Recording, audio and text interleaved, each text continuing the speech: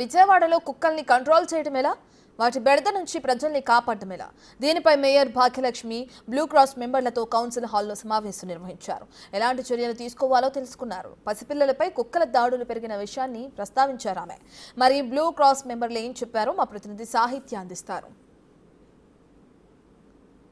Municipal corporation council సమావేశం అయితే కొనసాగుతూ ఉంది. అయితే కౌన్సిల్లో ఏదైతే కుక్కల బెడదకు సంబంధించి కూడా సమావేశంలో అయితే కనుక ఆ కాన్వర్జేషన్ నడిచింది. దానికి సంబంధించి కూడా ఇటు బ్లూ క్రాస్ కానీ ఇటు ఎవరైతే కుక్కల్ని పెంచుకుంటూ ఉంటారో వాళ్ళందరినీ కూడా కౌన్సిల్ లోపలికి పిలిచి దాని గురించి మాట్లాడడం జరిగింది.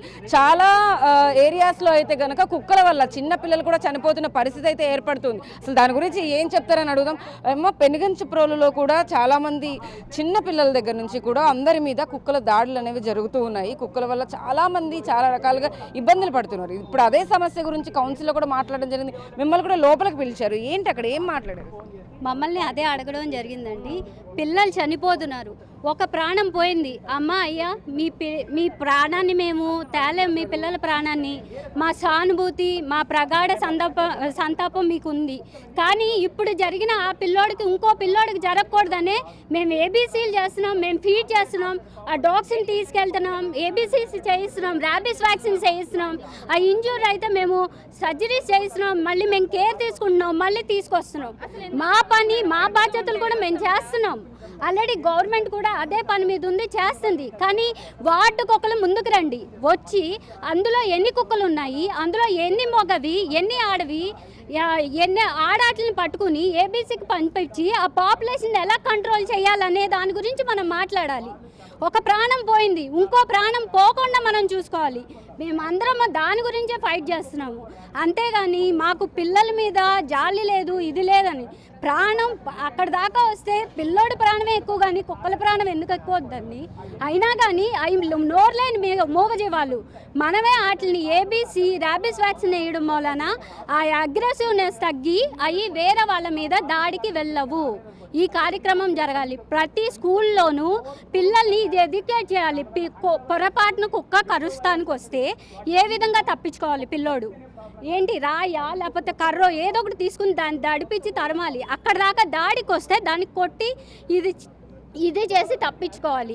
ఇలాంటివి నేర్పించాలండి. పెద్దలు ఎవరైనా ఉంటే ఇంత ముద్ద పెట్టండి, ఏబీసీ చేయించండి, వార్డ్ మెంబర్స్ ముందుకు రండి. అంతేగాని ఈ సమస్యకి మనం పరిష్కారం వెతకాలండి. పెనుగంచిప్రోలు అనే ఏరియాలో కూడా చాలా మంది పిల్లల్ని కుక్కలు దాడి చేసి మరి కొంత దూరం వరకు లాకెళ్ళిపోయి మరి చంపేసిన ఘటనలు మనం చూస్తూ ఉన్నాం. ఇటువైపు బ్లూ క్రాస్ అంతా కూడా కుక్కల్ని ఏమీ చేయొద్దు అని చెప్పేసి మాట్లాడుతుంది. ఇప్పుడు ఎక్కడో ఒకటి జరిగిందని చెప్పి దాన్నే మనం బైనాక్యులర్లో చూసేసి అంటే కాదు కదా, ఊర్లో చాలా వరకు మరణాలు సంభవించాయి. వేరే ఏరియాలో మనం కూడా వాటిని అంత ద్వేషించేసి వాటికి ఫుడ్ లేకుండా ఉంటే మనుషులే దొంగలైపోతున్నారు తిండి దొరకకపోతుంటే.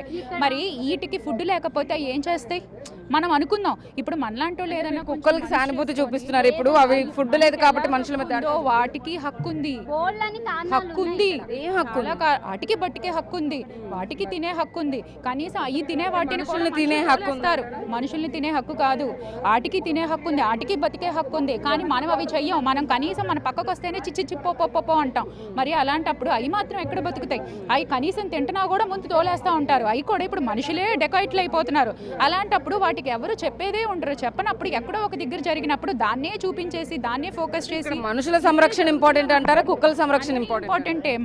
మనల్ని ఎలా సృష్టించాడో దేవుడు వాటిని సృష్టించాడు. So even they to have the equal right. So మనం వాటిని మనం పెట్టకపోయినా పెట్టే వాళ్ళని కూడా కొంచెం మనం ఏమి అనకుండా ఉంటే, వాళ్ళ జీవన శైలి అనేది ఎంత ఇంపార్టెంటో అందరికీ తెలుసు. చిన్నపిల్ల ప్రాణాలు అనేవి అంత ఈజీ కాదు, వాళ్ళకి ఎంతో భవిష్యత్తు ఉంది. కానీ అలాంటి వాటి ప్రాణాలని కుక్కలు తీసేస్తుంటే కూడా, అంటే అవి పెంచి కుక్కలు అనొద్దు. ఎక్కడో ఒక్క కుక్క చేసిందని అన్ని కుక్కని ఫోకస్ చేయొద్దు. ఒక మనిషి ప్రాణం పోయిందని మేము చూపించడం తప్పంటారా? అంటే ఒక చిన్నపిల్లడు ప్రాణాన్ని 4 కుక్కలు చంపేస్తే అది మేము చూపించడం తప్పంటుంది. ఆ సిచ్యువేషన్ ఎందుకు వచ్చింది? ఆ సిచ్యువేషన్ ఎందుకు వచ్చింది? టీవీ ఫుటేజ్ లో చాలా క్లియర్ గా కనపడుతున్నాయి కాబట్టి మేము కూడా చూపిస్తాం. వీఆర్ యానిమల్ లవర్స్, బట్ మాకు ఇష్టం, మాకు ఎలా ఉంటుంది ఒక పిల్లడు చచ్చిపోతే ఎవరికైనా ఉంటుంది ఆ బాధ. But we need to look after the animals also, not even dogs.